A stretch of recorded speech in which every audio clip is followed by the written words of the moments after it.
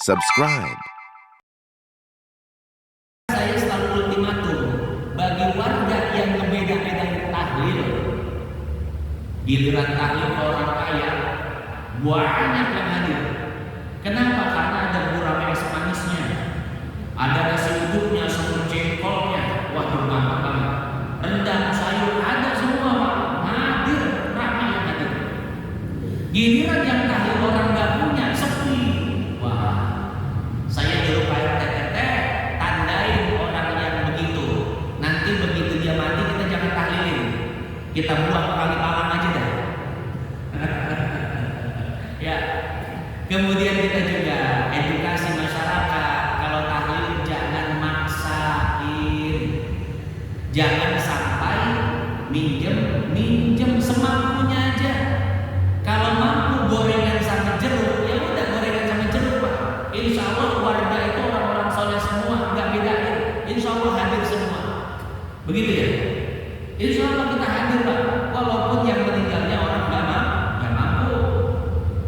Jangan memaksakan tahlil itu. Kalau tidak mampu banyak orang, cukup beberapa orang saja. Undang ustadznya. Ustadz juga kalau bisa nggak usah diaplopin, Pak. Ngerti dah, ini orang nggak punya. Bilang dari awal, Bu, Pak, saya tahlil di sini nggak usah diaplopin ya. Nggak usah diaplopin. Saling tolong menolong. Seperti itu. Maka orang tahlil itu nggak akan berat. Nah jadi seperti itu ya Bapak Ibu yang dimuliakan Allah. Nah jadi kalau punya dana untuk tahlil silahkan bikin tahlil segede-gedenya, Pak. Undang semua orang, undang semua ustaz bagian ini bagian itu, ceramah, doa, tawassul. Silakan kalau punya duit lebih. Tapi kalau nggak punya duit lebih, maka sekedarnya saja. Ya, jangan sampai memaksakan. Kasihan ahli kubur. Nah jadi seperti itu Bapak Ibu yang dimuliakan Allah. Ya, jadi setiap permasalahan itu butuh solusi, bukan pembenaran.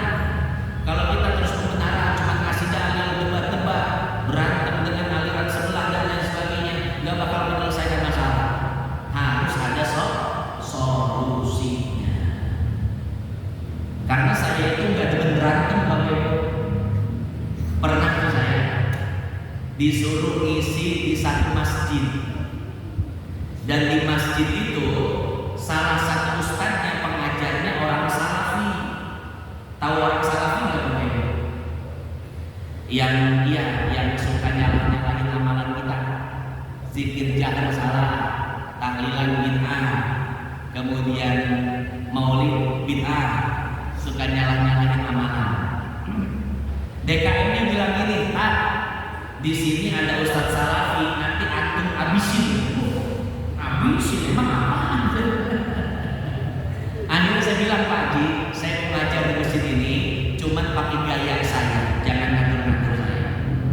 Akhirnya, oh iya Ustadz, silahkan ngajar. Setelah ngajar di situ, Ustadz Salafi yang sering ngoreksi, sering nyalahin amalan masjid itu, yang pernah bilang maulid itu bid'ah, sesat dan lain sebagainya, sekarang jadi MC maulid. Wah, jadi MC maulid. Kenapa? Karena kita jelaskan bahwasanya ya, setiap pendapat itu ada referensinya, punya dalilnya. Cuman kita beda metodologinya aja. Usul fikihnya sama, usul fikih mutakallimin, usul fikih Hanafiyah. Cara pendekatan dalam istinbat hukumnya saya terangkan begini dan begitu. Ulamanya pakai ulama Syekh Abdul Aziz bin Baz kalau dari kalangan mereka. Syekh Utsaimin naik lagi ke Syekh Albani, naik lagi ke Syekh Ibnu Qayyim al-Jauziyah, naik lagi ke Imam Ibnu Taimiyah, naik lagi ke Imam Ahmad bin Hambal.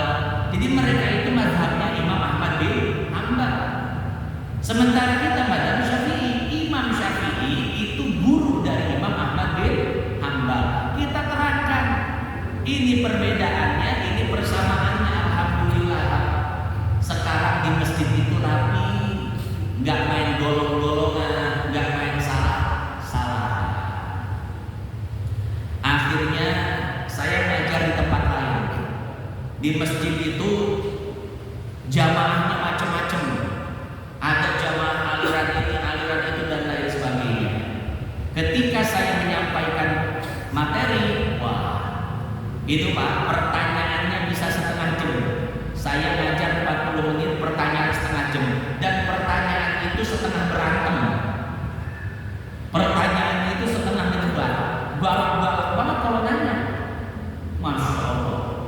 Ini Qurannya, maknanya apa, tafsirnya apa, ini hadis riwayatnya apa, sahih atau enggak, dicecer awal-awalnya. Sekarang sudah 4-5 kali pertemuan, alhamdulillah kita akrab semua Pak. Itu masjid yang tadinya enggak boleh maulid, sekarang bisa menghadroh di masjid itu. Kenapa? Karena kita ngobrol. Walaupun beda aliran, sama-sama kita duduk, kita ngobrol, saling ngasih masukan. Ternyata pada menerima semuanya. Saya diundang di satu perusahaan, Pak Ustadz, di perusahaan ini karyawannya itu main kelompok-kelompokan. Ada kelompok ini, ada kelompok itu, dan mereka nggak mau gabung. Sampai saya dipanggil ke kantornya itu, ya, Pak Ustadz, ini ada masalah seperti ini. Saya bilang, ya sudah, adakan pengajian. Akhirnya waktu itu rutin kita ngaji di perusahaan itu.